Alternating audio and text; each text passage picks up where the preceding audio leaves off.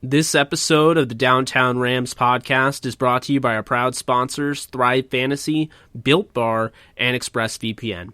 Now, using promo code DTSN, our listeners can get $20 bonus cash on a deposit of at least $20 on Thrive Fantasy, 10% off their Built Bar protein bar order, and 35% off their ExpressVPN annual subscription. Once again, all you have to do is use the promo code DTSN and tell them the Downtown Rams podcast sent you. Now enjoy the show. Aaron Donald creates the fumble. Goff goes crashing into the end zone. It is intercepted by Jalen Ramsey. Robert Woods, touchdown. Picked off by John Johnson.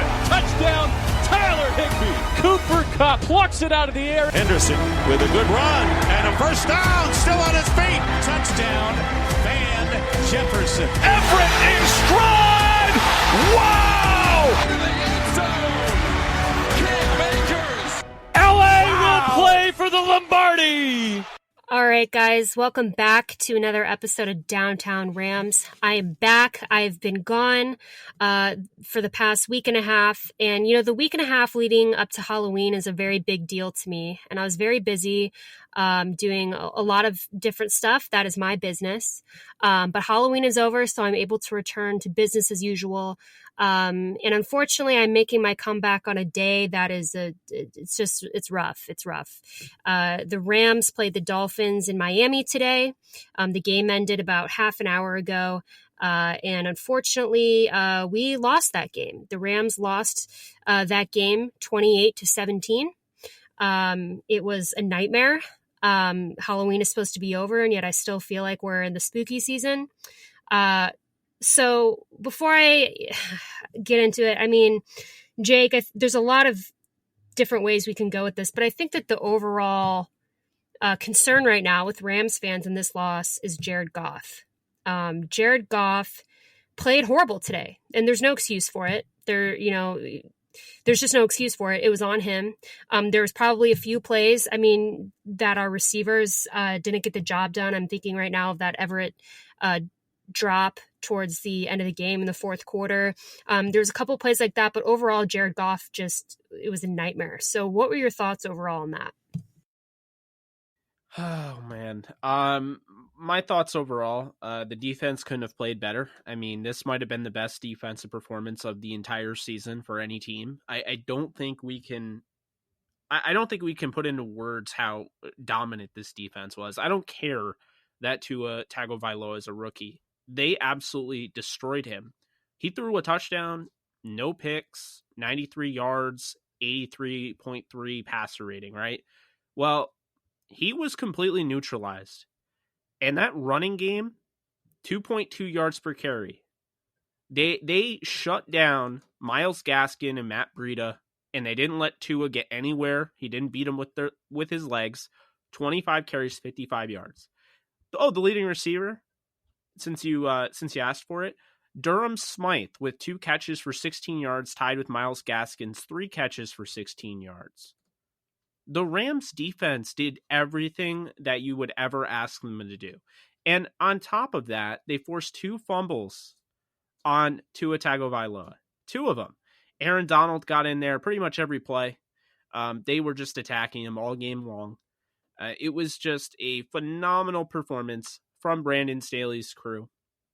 And they still give up 2 touchdowns, in which neither of them were really the defense's fault, taking over pretty much in the red zone on both of them. The offense and the special teams unit for the Rams were pitiful throughout the majority of the game. As far as the offense is concerned, Darrell Henderson, to me, might be the best player on the Rams. I know he doesn't get used enough for you to think that, but his 8 carries for 47 yards, 5.9 yards per carry. He has not been stopped once this year without Sean McVay stopping him himself. And I can't stress enough how explosive he can be and how explosive Cam Akers can be in this offense. We saw a little bit of that towards the end of the game. And how good this running back group is, despite letting Todd Gurley go. They have really shown that the running game is not an issue. Once again, going over 130 yards on the ground and a touchdown this one. But they only ran 29 times, and they had Jared Goff throw 61 times. I'm sorry, if Jared Goff is throwing 61 passes in a game, you're going to lose that football game, most likely. Cooper Kupp had a career high 11 receptions and a career high 21 targets. Jared Goff turned the ball over 4 times in this one. He started off by leaving a lot on the field. Once again, kind of the pattern that I've been pointing out. Jared Goff continues to leave plays on the field, missing key throws, missing guys that are wide open. He's not hitting easy throws that an NFL quarterback would pray for. He's certainly not going to hit those, really tight window throws that only Russell Wilson can make. So he is really struggling right now. And in this game, he got sacked twice. People are going to say the offensive line was terrible. They probably won't look at the fact that Jared Goff was holding on to the ball way too long in the pocket. One of those strip sacks that went for a touchdown, I will say, it's kind of hard to blame Goff. He kind of shot out like a cannon. Maybe Darrell Henderson should have pulled up and blocked on that, but it's a free runner, hits him. But I think really the issue throughout this entire game is Jared Goff's lack of awareness. He just looked like a statue in the pocket. He ends up throwing for 355 yards and a touchdown and 2 picks and a 65.9 passer rating. But I mean, there's really some concern here. This is something that I've noticed since the Bills game. Jared Goff hasn't played, and I kept saying, I made the mistake of saying he's been having a good year. He had a good first 3 games, I thought. We have to stop babying the 2016 number 1 overall pick. We have to stop babying a quarterback that led his team to the Super Bowl and folded under pressure. We have to stop babying a guy that is supposed to be the franchise quarterback of the Los Angeles Rams, who are one of the most valuable teams in the sport. It's time to stop babying number 16. It's time to start holding him accountable. It's time to stop with, there's no way you can bench a guy like that. Yes, there is. And I think in this game, Alexis, my thoughts on it. A lot of people know he didn't bring his best game today. They're on the road. I get, it's a long way. Doing 4 cross-country trips is brutal. But if you want to win on the road, you can't turn the ball over. At worst, if Jared Goff turned the ball over 3 times, the Rams might have won this game. 2 times, the Rams probably win this game. And one time, the Rams definitely win this game. But I'll say this for you. If the Rams play John Wolford, the Rams probably win this game. And I know that sounds crazy. He's never started an NFL game before. But I think a lot of quarterbacks in this league could have played better than Jared Goff did. A lot of them. Yeah, I mean, you bring up a good point. The defense didn't do much wrong this game. This loss is not on the defense. It is strictly on the offense. And quite frankly, a lot of that is on Jared Goff. I mean, the offensive line played well. Here and there's a few times, where there was pressure on Goff. I'll give him that. And, he didn't see someone coming or whatever, but the offensive line for the most part did their job. The receivers for the most part did their job. The backs did their job. We should have run the ball more. I mean, while we're on that subject, I don't understand why we weren't running the ball a lot more considering how awful Goff was playing. But going into a bye week, you never want to go into a bye week with a loss, but the only good thing about going into a bye week with a loss is you have an extra week to kind of evaluate what went wrong. In this case, we all pretty much know what went wrong. For whatever reason, Goff got super rattled. So we need to figure out why and figure out how to fix it. And I think that's honestly only something that Goff and McVay know. The play calling, Jake, you brought up an episode or 2 ago that you don't think Sean McVay should be play calling anymore. Well, a lot of people are starting to say that now, and it's something I agree with. It's clearly not working. The play calling is very questionable on the offensive side of the ball. Like you said, defense played great. I thought the play calling was great on defense. Staley, something you said to me today is that he's going to become a head coach somewhere soon. I agree. I think it could even be next season. Our defense deserved better. Our offense didn't get the job done. And again, it's not like we were playing a phenomenal team. I mean, we were playing the Dolphins, who, maybe they're a lot better than we gave them credit for. I mean, they clearly are because they outplayed us in every way pretty much today. But This is not a game that we should have lost. I don't really like the phrase trap game, but I mean, honestly, that's what this was. It wasn't, there just isn't a lot to break down. The game, or the episode, excuse me, I think the last episode that I was on, we talked about how when there's not a lot of stuff to break down about a game, it's either really good or really bad. In the last game, it was really good. This is really bad. I mean, there's just not a lot that you can break down other than complaining about things that are obvious. I mean, I don't know. I just think our defense deserved better. If I was the defense right now on the Rams, I'd be pissed that the offense just didn't get it done. They didn't do their job. I agree with you. And, one thing I have to point out is that the Rams offense statistically did more than enough to win this football game. It is a absolute disgrace to only have 17 points, lose to the Dolphins 28-17 when you out-yard, whatever you want to call it, you outgain them in the yard department, 471 to 145. You have 31 first downs to Miami's 8 first downs. Miami didn't even get double-digit first downs. And on top of that, exactly the type of game plan Sean McVay would want in any game, in any winning scenario, the Rams held on to the ball almost 13 minutes longer than the other team. And guess what? That hurt them because the Rams were incapable of doing anything with that time. And at the end of the day, the Rams, the reason they lost this game is because they possessed the football longer and made more decisions that cost them. And I think, Jared Goff was dangerous to the Rams in this game. And that's why when they had the ball, Miami was probably like, all right, let's do this. And I also have to give credit where credit's due. Miami deserved to win this football game. Now, the Rams defense absolutely deserved to win this football game too. But the Miami Dolphins came in, the 3-3. They, made the switch to Tua Tagovailoa.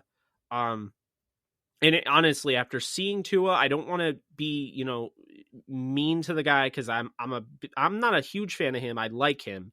But had Ryan Fitzpatrick played this game, I would have been terrified.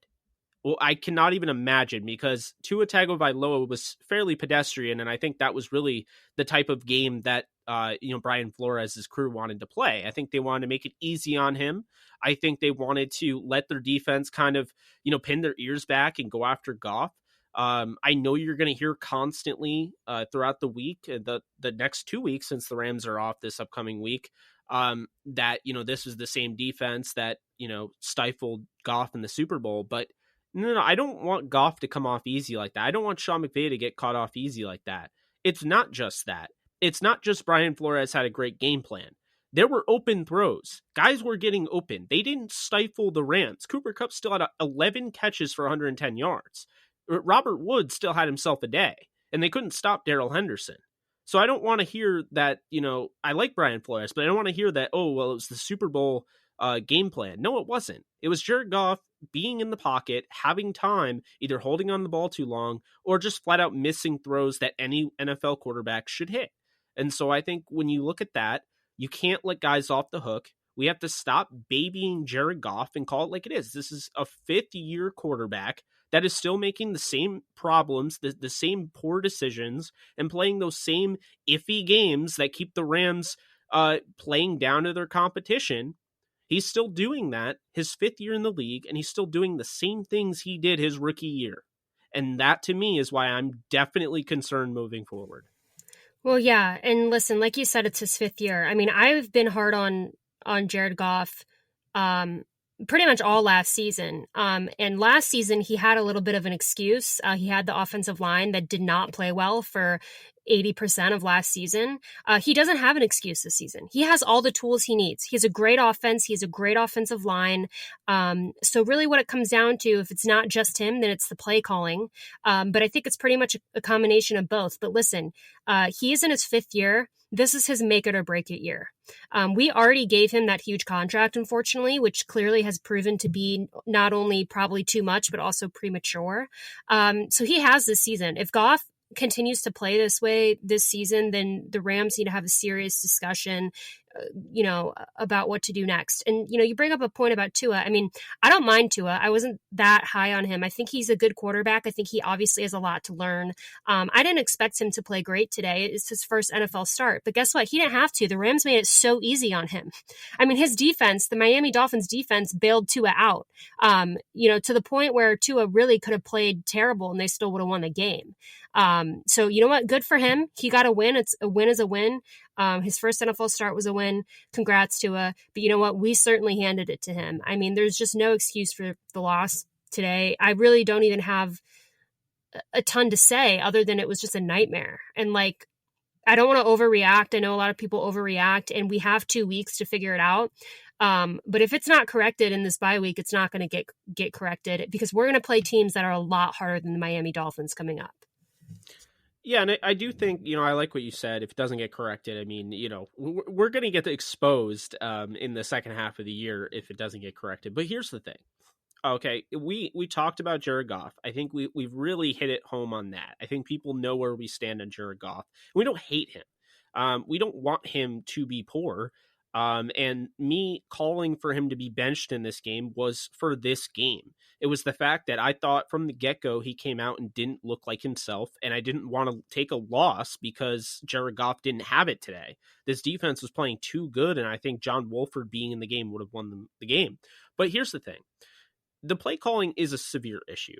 I don't know if you caught on Twitter when I tweeted right after Henderson 19-yard run. He rips that 19-yard run. I said, here come 3 straight passes, passing calls. And then sure enough, that's what happened.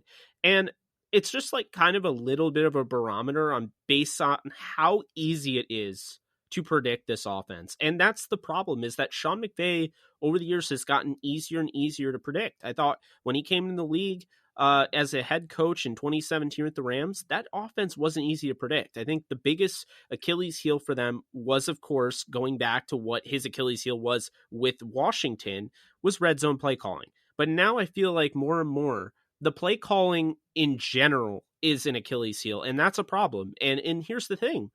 Head coaches don't have to call plays.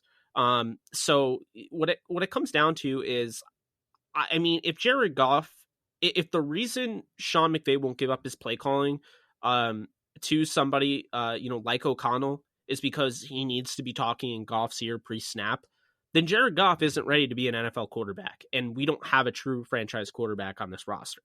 It's that simple. He's still making these rookie mistakes. But I want to focus on McVay, though, because we've talked a lot about Goff. McVay calling, his play calling is just so suspect at times and so inconsistent. I mean, you're running the ball 131 yards rushing. Henderson, I get, got hurt, but you also have 2 other starting caliber backs, at least, in Cam Akers, who's a second-round pick, who hasn't been used enough, and Malcolm Brown. And they're moving the ball. They're running the football. They're doing well with that. And then they want to go back to the passing game, which Jared Goff has no time to throw, because now Miami knows exactly what they're doing. They're going to send the house. So when they send the house, Jared Goff panics. Notice when Jared Goff is 5 for 5, things are going well. But as soon as Jared Goff gets a pass tipped at the line, it's an issue and he just unravels.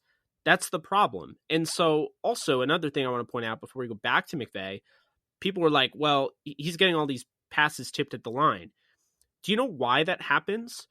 It's because you're not creating throwing lanes. You're not moving up in the pocket. You're not moving, side to side. You're throwing and you're staring down your receiver. And it's very easy for a defensive lineman to time his jump and get his, 6'7" hand up there. You know what I mean? So that's also on Goff. So I really don't want to hear that. But with McVay, though, the play calling is inconsistent. I think he's a great schemer. I think he has a good game plan. I think he just gets in his head too much. The game flow does get to him. Being too smart, I think, at times, outsmarts himself. So I think switching to O'Connell would make a lot of sense. And you could still have him in Goff's ear, too, if he has to be.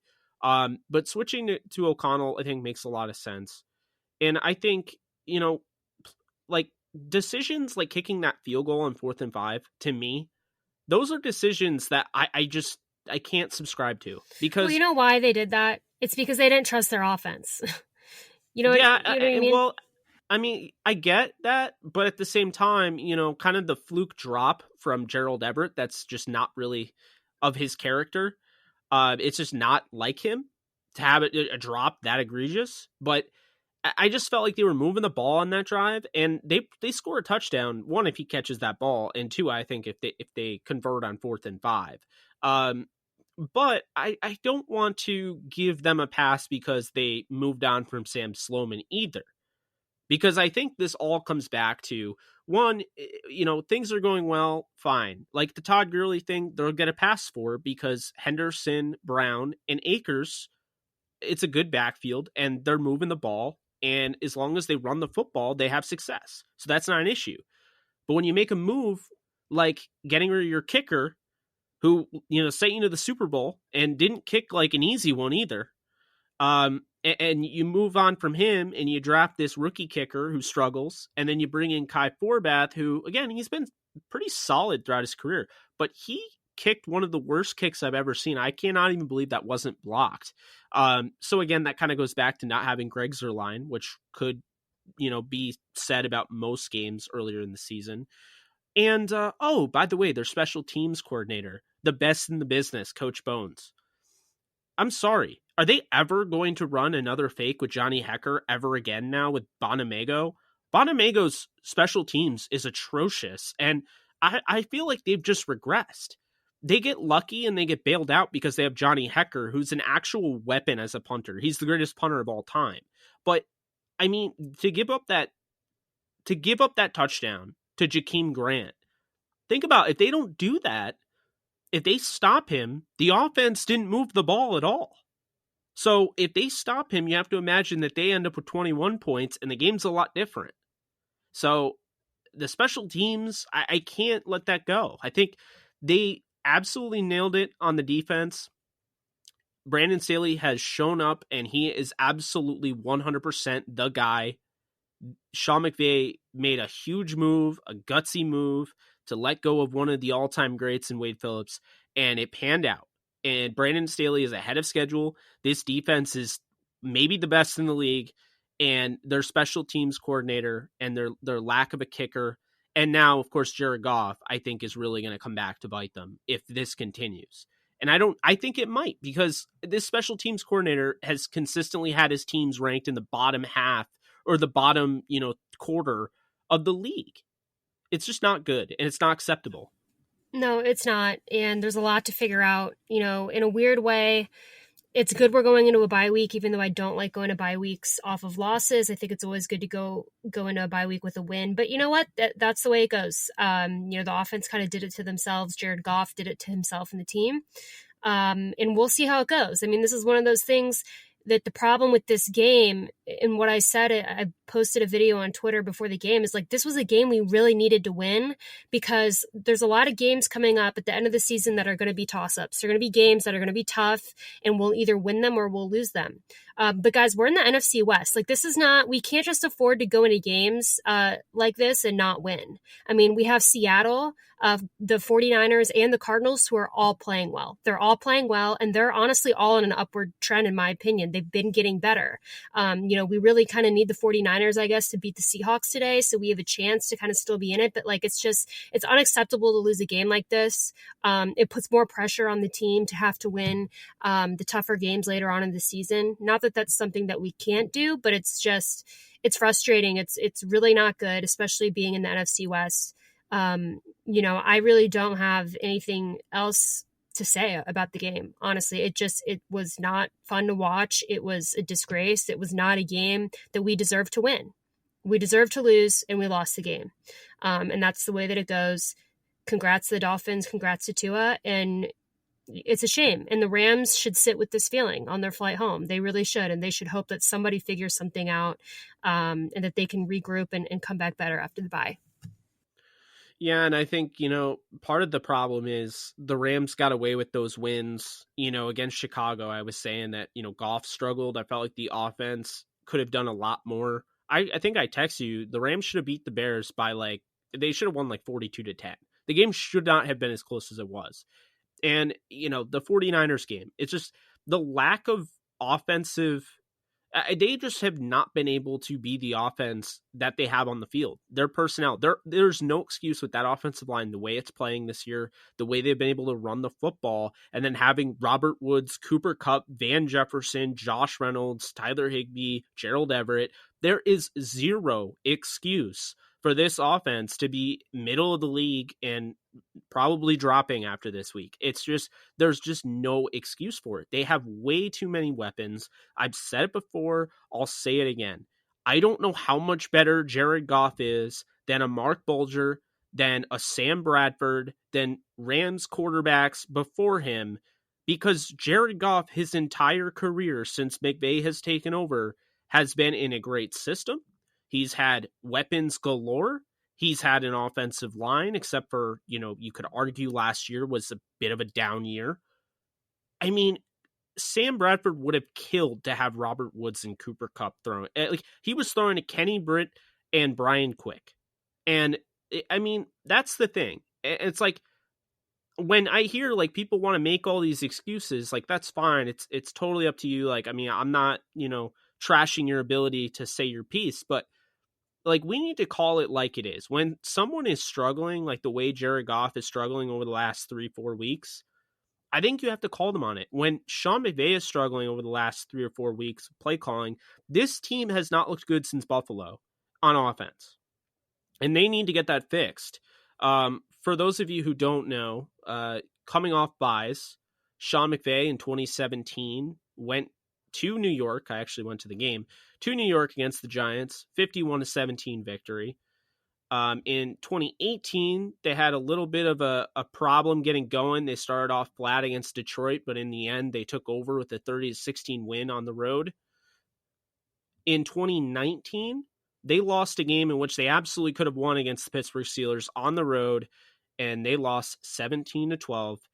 And now this year, Week 10, coming off the bye, the Rams will be headed back to LA to take on the Seattle Seahawks in a 100% must-win game. If the Rams lose this game, they have Tampa Bay on the road, they have the Niners again, they have the Cardinals on the road, they have the Patriots, they have the Jets, they have the Seattle Seahawks on the road, and then they end the season now with a team that is playing a lot better than many expected, the Arizona Cardinals. So this last stretch of games is going to be imperative for the Rams to make something happen. The Rams are going to have to win. They're going to have to split Seattle. They're going to have to beat the 49ers. They will have to split Arizona. They'll have to beat the Jets, of course, the Patriots, and maybe Tampa Bay. It's about to get really scary for a team that probably shouldn't be in this predicament, but they've put themselves in this predicament because of their lack of success on the offensive side of the ball, like no one expected to be the case. Yeah. Yep. I mean, I just think it's frustrating. And, after games like this, Rams fans are always arguing with each other on Twitter because, of course, there's always going to be differences of opinion. And, I think the one thing we can all agree on is that this was a game that we should have won and we did not. And that's what it comes down to. Everyone can feel differently about what that reason was, but we'll see. We'll see how the Rams respond. They've got a bye week. They're going to get some time off. Hopefully they come back stronger and smarter. So we'll see. But I think that's going to do it for us, guys. If you like what you hear, please like and subscribe. You can follow us on Twitter at Downtown Rams. You can follow Jake at JKBogan DTSN. You can follow me at the Alexis Kraft. We will be back with a preview for the next game. We'll enjoy some time off. But until then, go Rams.